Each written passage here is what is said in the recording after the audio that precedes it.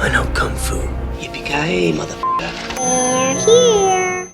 Hey guys, that content king guy, Daniel Bocci here. And today I just kind of want to talk about what I've learned from this pandemic. I'm going to start from kind of pre-pandemic days. I know it seems like a lifetime ago, doesn't it? So before COVID-19 came, I had two successful businesses. One, probably most famously known for as one of the best destination wedding photographers and filmmakers in Thailand, and that has been open and successful for over 10 years now. And then I had an event company called Luxury Events Phuket, which is one of the top event companies for destination weddings and events here in Phuket. So I had two successful companies, busy as all, is busier than I can handle really. Money was coming in. I'm not gonna tout or even tell you what I was making on average per month, but just say I was kind of like living the fucking dream here for as far as like living in Thailand and succeeding to make that income. I was making plenty of money, lots of money coming in. When I say lots, I don't mean wealthy. It wasn't like a millionaires, but I had two successful companies that both companies are high-paying trades here in Thailand. So I'll leave it at that. So I had everything. I had a brand new BMW. We have this house that we live in, pay mortgage on. My wife's got a brand new SUV. But boom, COVID came. Overnight, I lost it all. So I had to close my business in April of 2020. So it's been a year and a half now. And I had to close my event company. We had like 5 full-time staff. I had to let go of everybody. So I was used to having, a paycheck every month, and then April 2020 was my last paycheck. April or March, maybe even March 2020 was my last paycheck. Since then, it's been hard. The government doesn't really help anybody here. My wife, her salary got cut like 30% or more, 40% for something like 8 months. So she just started getting her paycheck back, her full paycheck. So there we go. I lost all my income, have all these bills. I have a new car payment. I had to get rid of the BMW, and I got a truck right before COVID got serious, because I saw something might happen. But still, I still have car payments. We got a mortgage. My company bills, I still have to pay taxes every month, and I have to pay Social Security, and I have to pay insurances. And we had luxury events. We had 3 offices, not 3 offices, but 3 buildings we were renting. We had the office, and then we had 2 storerooms full of just equipment.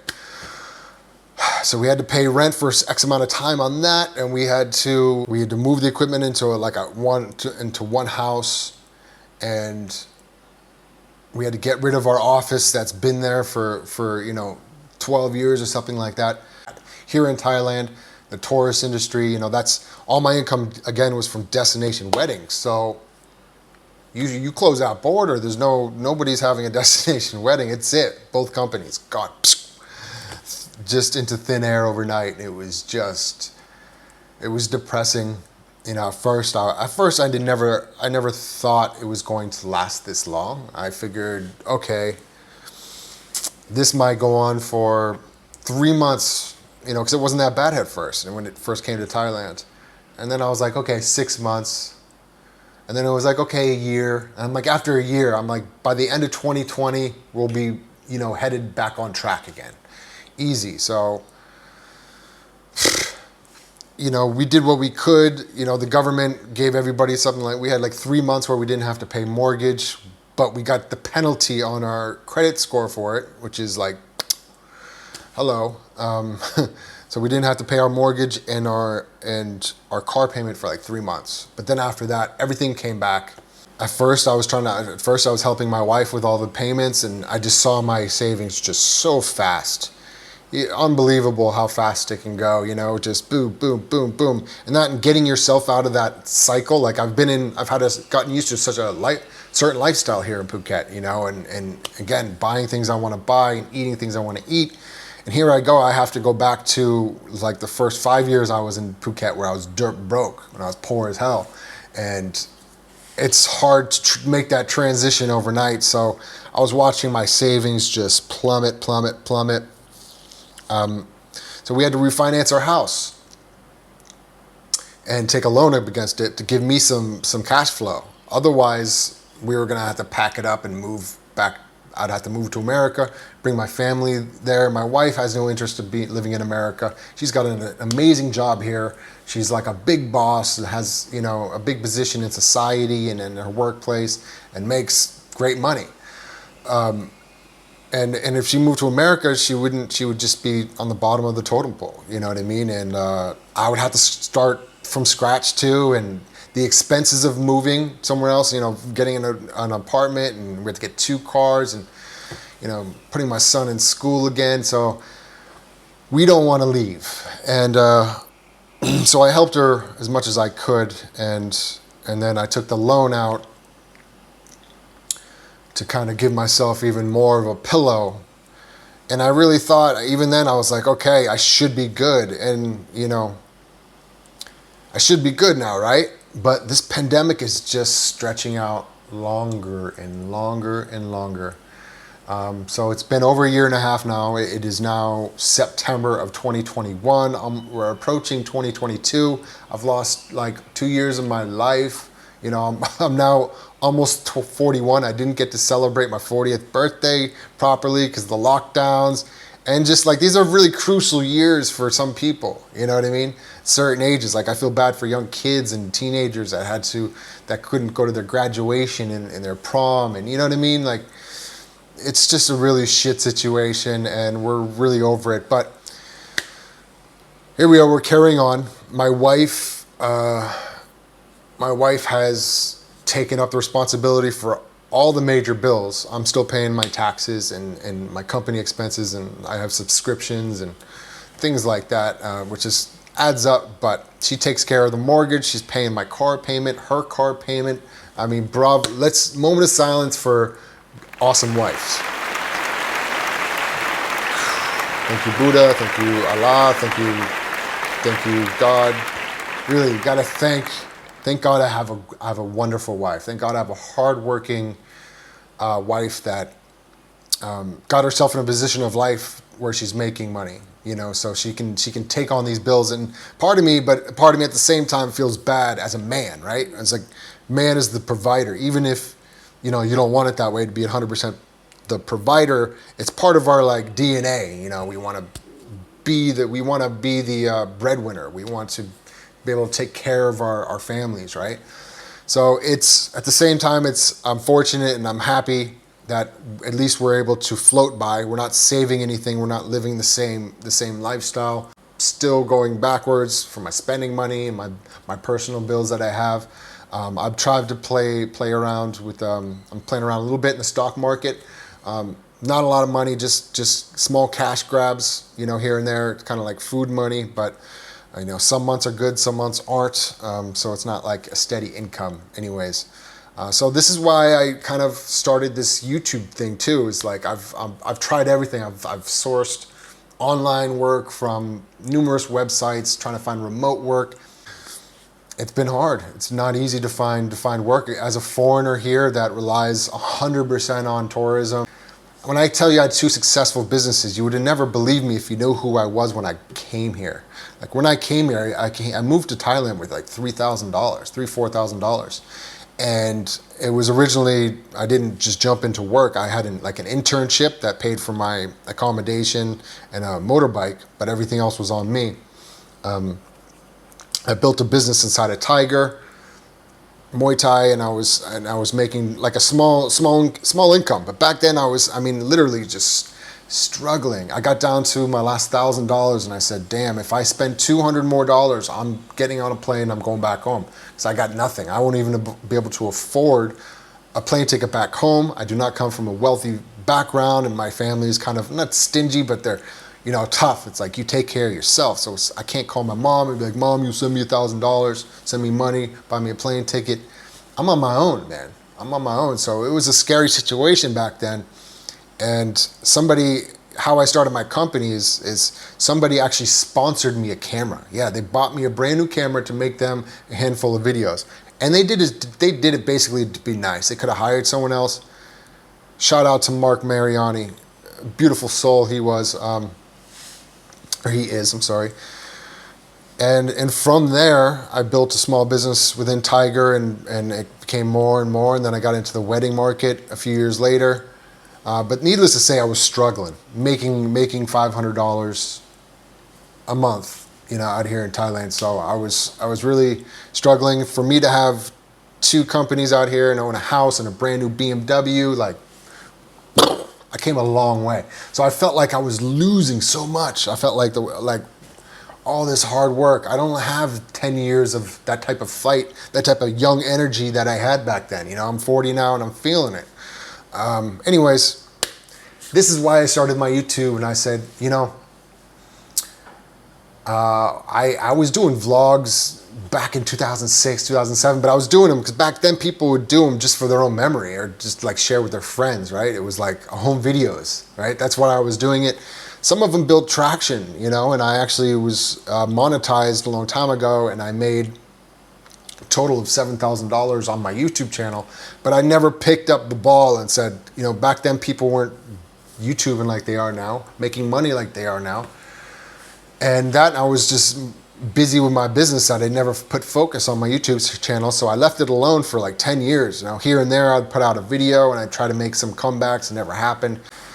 But unfortunately, it's really hard to gain traction. But this is my attempt. I'm reaching out and said, okay, I'm going to give it a few months. I'm going to post, 50 good videos. And if I get traction and get paid, and that's great. If I don't, I'll still make content. I won't be as serious about it like I am now, pushing 1 to 2 videos a week.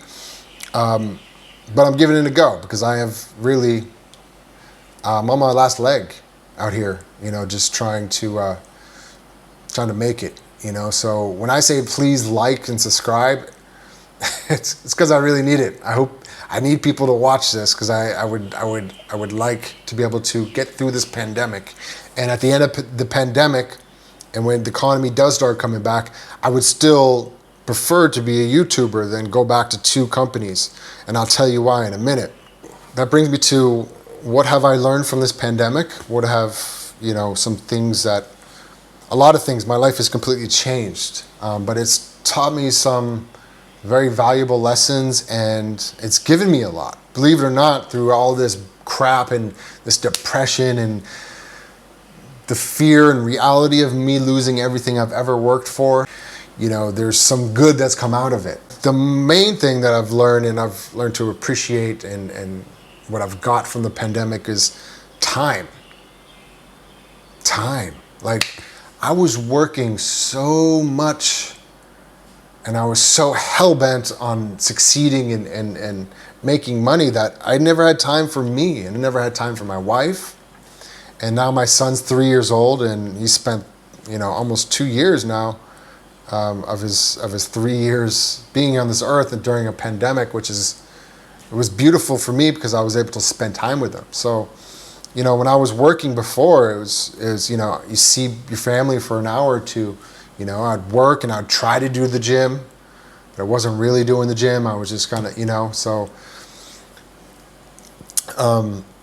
you learn to appreciate your friends more. I've learned to appreciate my family more, and just the time I get to spend. Me and my wife have reconnected big time.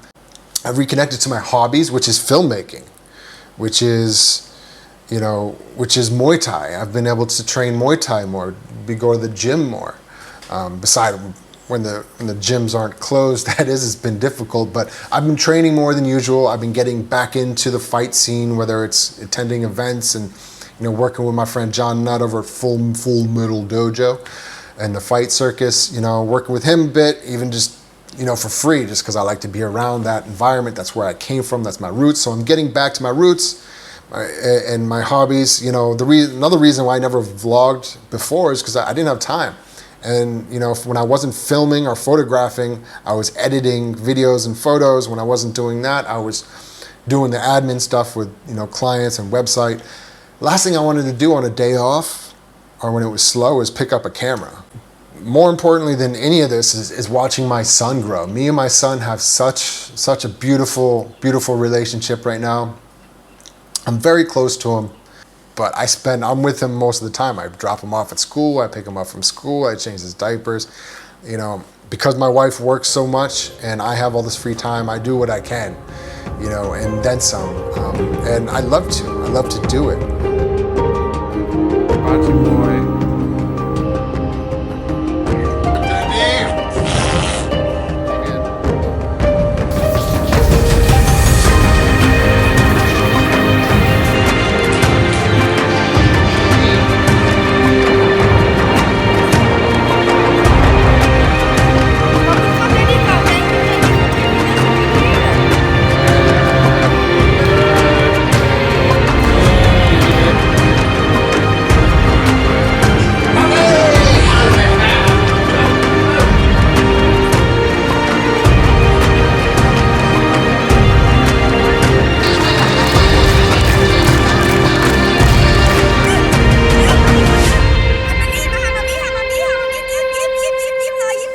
It's just been a beautiful time to see him grow and develop, and the love I'm able to show him. And I think it's super important for a child to have that time with his parents and experience all that attention and love, and I think that will carry on for the rest of his life. I grew up, my father wasn't around, you know, after I was 3 years old. I have very few memories of him up until I was like 14 or 15 when he came back into my life.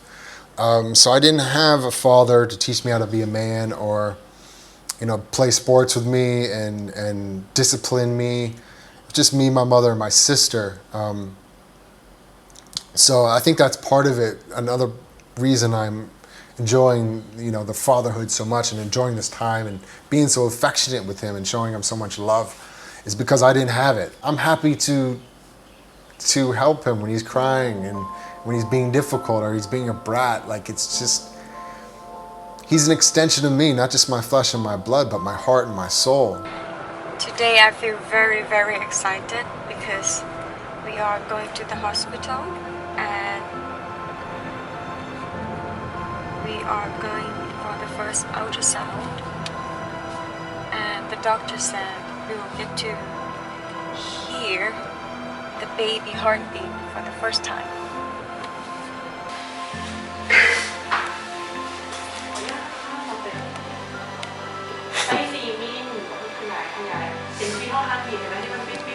You're doing today?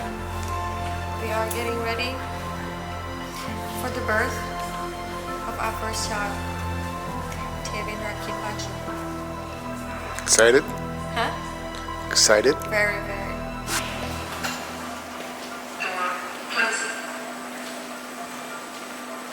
So we don't need material things to be happy necessarily. We don't need, you know, so many things that I would buy that I still have a problem with it, but buying material things that you think are going to make you feel better and they don't. What makes you feel better is your health. What makes you feel better is having love from your child or your mother, your father, your sister, your brother, your lover, your wife, your husband. These are the things that are important in life, not a diamond ring or a gold watch, you know, nice shoes, all nice things to have, but time and freedom, that's all we need. That's all we need in life. And when the pandemic comes back, I'm gonna be, even if I have the option of being full capacity the way I was working before, won't do it. Nope. I'll spend time with my son, watch him grow. I'll work smarter. I'll try to make that same income. I'm not gonna work harder. I'm not gonna work as hard. You know, you hear a lot of these motivational speakers, you hear these entrepreneurs talk, I'm successful, I'm rich because I didn't sleep. Sleeping is for, you know, the weak, and you have to work, you know, 7 days a week and blah, blah, blah, blah, blah. Like, hey, double fuck you. I'd like to punch those guys in the face because I listened to them a long time. These guys might be millionaires because they never turn that off. And that scares me because I know some wealthy people that, you know, are successful in their business, but are terribly unsuccessful in their love life and their family life. That's not where I want to be. They're no longer role models to me. To wrap it up, guys, this is what I've learned. These are the things I've gone through during the pandemic. I'm curious I would like to hear other people's stories, you know, especially people that maybe lived in Thailand or living abroad, what they've had to do to adjust to the situation and how they're doing now. What's your outlook like? Is your outlook any different than mine? Is it the same as mine? Let me know. Drop a comment. Make sure you press like. If you haven't already subscribed, hit subscribe. That little notification bell. You know I appreciate it. And I love you guys. Thank you so much for watching. Goodbye.